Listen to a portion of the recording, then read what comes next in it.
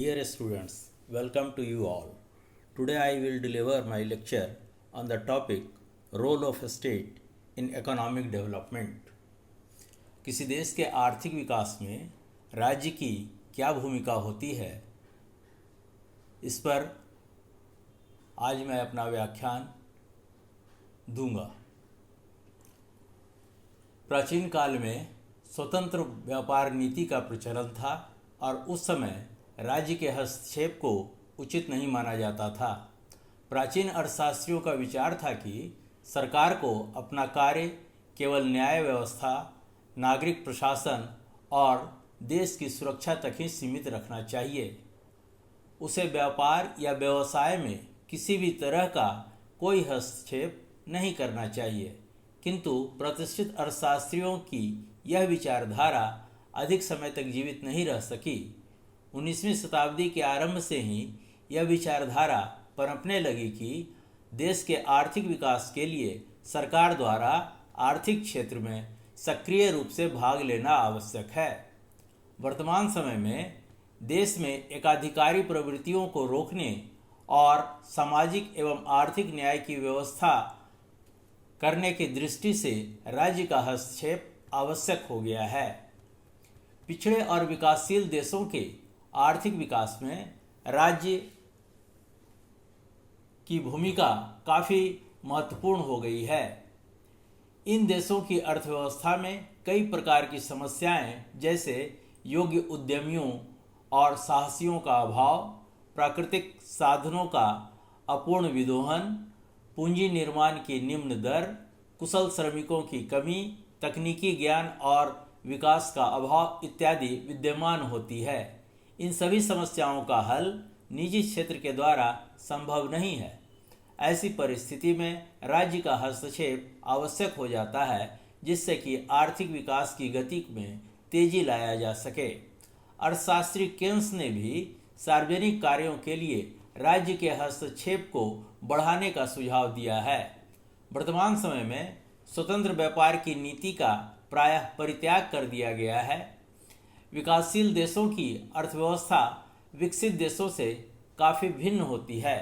अतः ऐसे देशों में विकसित देशों की तरह अर्थव्यवस्था के आर्थिक विकास के लिए निजी साहसियों के ऊपर निर्भर नहीं रहा जा सकता है। इसीलिए पिछड़े और विकासशील देशों के आर्थिक विकास में राज्य का हस्तक्षेप आवश्यक हो जाता है। आर्थिक विकास में राज्य की भूमिका को हम इस प्रकार अभिव्यक्त कर सकते हैं या उसका विश्लेषण कर सकते हैं। पहला, संस्थागत और संगठनात्मक परिवर्तन। विकासशील देशों में उनके आर्थिक विकास का राजनीतिक संगठनों, सामाजिक संस्थाओं और सांस्कृतिक मूल्यों से काफ़ी गहरा संबंध होता है। अतः इस बात की जिम्मेदारी राज्य पर आ जाती है कि वह इन संस्थाओं को आर्थिक विकास के मार्ग में बाधा उत्पन्न करने नहीं दे। इसके लिए सरकार को चाहिए कि प्रचलित संस्थाओं, रूढ़िवादी विचारों, स्थैतिक अभिरुचियों और अनैतिक मूल्यों, नए संगठनों और विचारों से प्रतिस्थापन करते रहे, जिससे कि देश के विकास पर प्रतिकूल प्रभाव नहीं पड़े। दूसरा, आर्थिक एवं सामाजिक ऊपरी सुविधाओं की व्यवस्था करना। पिछड़े और विकासशील देशों में आर्थिक और सामाजिक ऊपरी सुविधाओं का होना अनिवार्य है। इसके अंतर्गत रेलवे और परिवहन के अन्य साधनों, विद्युत, सिंचाई, भूमि को कृषि योग्य बनाना आदि सेवाएं सम्मिलित की जाती हैं। सरकार देश के आर्थिक विकास के लिए शिक्षा, स्वास्थ्य एवं अन्य प्रकार के कल्याणकारी योजनाओं में धन व्यय करती है। इस तरह देश में पर्याप्त मात्रा में ऊपरी सुविधाओं के होने से अन्य उद्योगों की स्थापना में बाह्य मितव्ययिता प्राप्त होती है और उद्योगों के तीव्र आर्थिक विकास को प्रोत्साहन मिलता है। सभी विकासशील देशों में प्रायः ऊपरी सुविधाओं का अभाव होता है और निजी साहसी इस क्षेत्र में विनियोग करना पसंद नहीं करते हैं, क्योंकि एक ओर जहां निवेश बड़ी मात्रा में करनी होती है, वहीं दूसरी ओर लाभ भी शीघ्र प्राप्त नहीं होती है।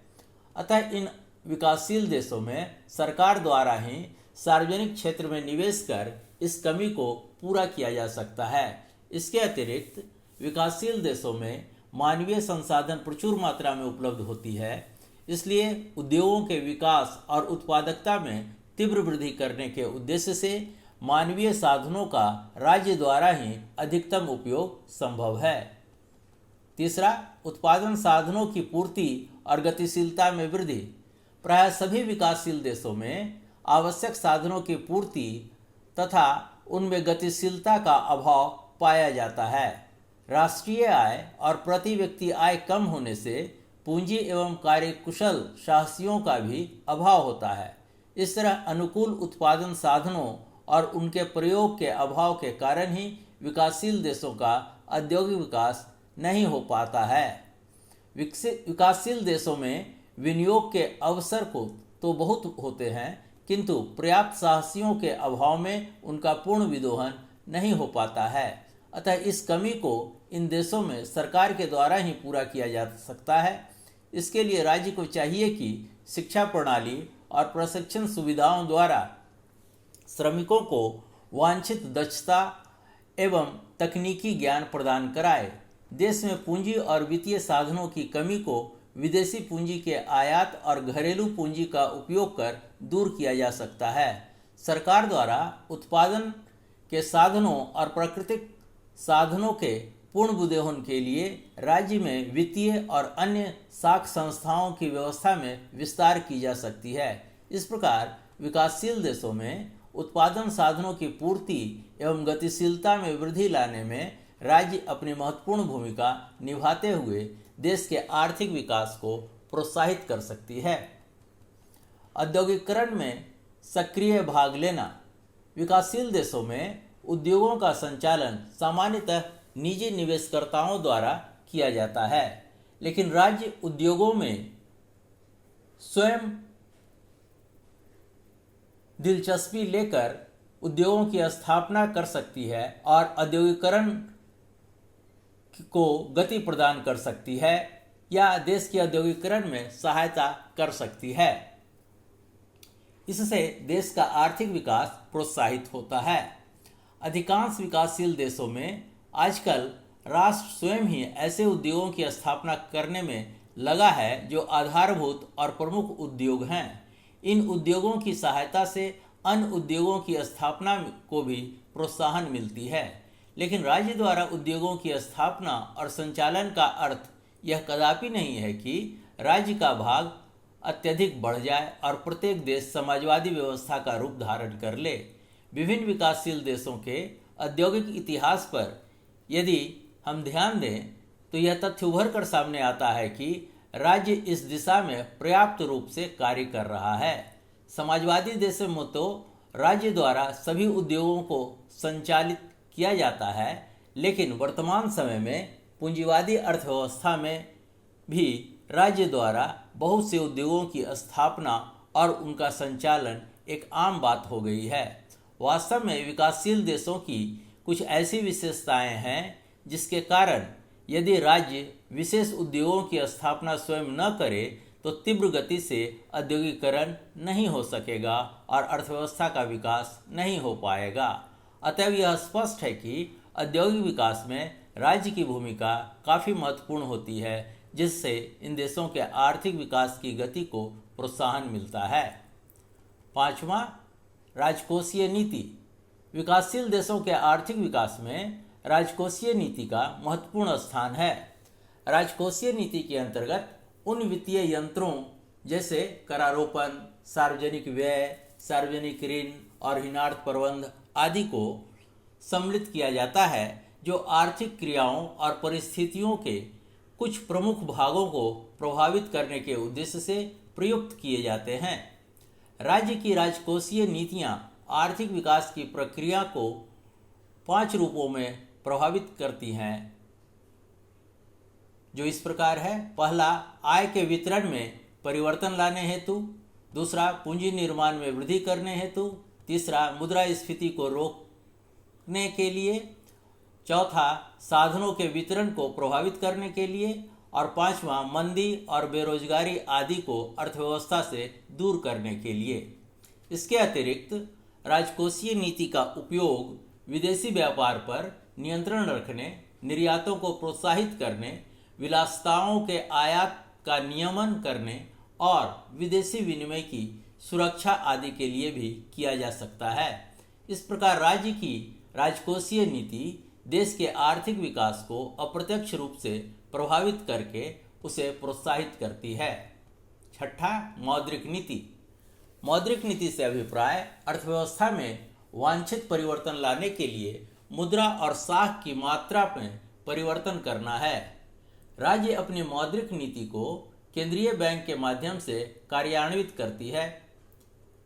मौद्रिक नीति का प्रमुख उद्देश्य मुद्रास्फीति पर नियंत्रण रखना, साख का सृजन और उस पर नियंत्रण करना और भुगतान संतुलन को ठीक बनाए रखना होता है। देश के आर्थिक विकास के लिए बैंक दर, खुले बाजार की क्रिया आदि साख नियंत्रण की परंपरागत विधियों के स्थान पर अधिक लोकप्रिय एवं उपयुक्त सिद्ध हो रही है। उचित मौद्रिक नीति की सहायता से देश की संचालन और साख पद्धति को सुधार कर राज्य आर्थिक विकास में योगदान कर सकता है। सातवां, प्रशुल्क नीति।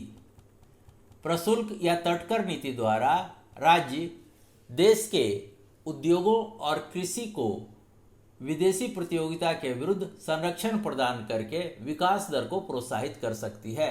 लेकिन किसी उद्योग को संरक्षण देते समय यह सुनिश्चित कर लेना चाहिए कि उसके विकास के लिए आवश्यक साधन और सुविधाएं देश के लिए उपलब्ध हो सकती है या नहीं। आयात निर्यात करने से उत्पादन साधनों का सृजन नहीं किया जा सकता है, लेकिन इनके द्वारा निष्क्रिय पड़े साधनों को उत्पादक दिशा में अवश्य मोड़ा जा सकता है। आठवां, विदेशी व्यापार की नीति। विदेशी व्यापार की नीति का उद्देश्य विदेशी व्यापार को प्रोत्साहन देना और विदेशी विनिमय कोषों की सुरक्षा करना है। देश के भुगतान संतुलन को अनुकूल बनाए रखने और विदेशी विनिमय कोषों का अपव्यय न होने देने के लिए राज्य विनिमय नियंत्रण की विभिन्न विधियों को अपनाती है और आर्थिक विकास को प्रोत्साहित करती है। नौवां, मूल्य नीति। आर्थिक विकास के प्रारंभिक अवस्था में बड़ी मात्रा में विनियोग किया जाता है, जिसके कारण वस्तुओं और सेवाओं की कीमतों में वृद्धि होने लगती है। मूल्य स्तर में इस वृद्धि से आर्थिक विकास की योजनाओं की लागत में वृद्धि हो जाती है, जिससे विकास संबंधी वित्त प्रबंधन में काफ़ी कठिनाइयाँ होने लगती है। साथ ही इस मूल्य वृद्धि का सामान्य जनता पर भी प्रतिकूल प्रभाव पड़ता है। अतः राज्य के लिए यह आवश्यक हो जाता है कि एक समन्वित मूल्य नीति अपनाकर आर्थिक विकास से संबंधित कार्यों को तरलता प्रदान करे। इन तथ्यों से यह स्पष्ट होता है कि पिछड़े और विकासशील देशों के आर्थिक विकास में राज्य एक महत्वपूर्ण और प्रभावशाली भूमिका निभाती है। संयुक्त राष्ट्र अध्ययन समूह का भी मानना है कि आर्थिक विकास में राज्य की भूमिका काफ़ी महत्वपूर्ण होती है।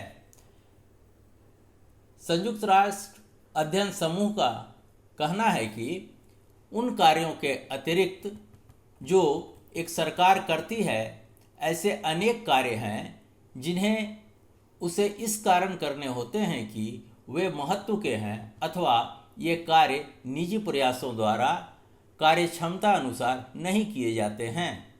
ये कार्य किसी भी देश के लिए आवश्यक हो सकते हैं, लेकिन अर्धविकसित देशों में अधिक आवश्यक हैं, क्योंकि विकसित देशों में निजी साहस अधिक ज्ञानी और उपक्रमी होता है। अतः स्पष्ट है कि किसी भी देश के आर्थिक विकास में राष्ट्र की भूमिका काफ़ी महत्वपूर्ण और सशक्त होती है। धन्यवाद।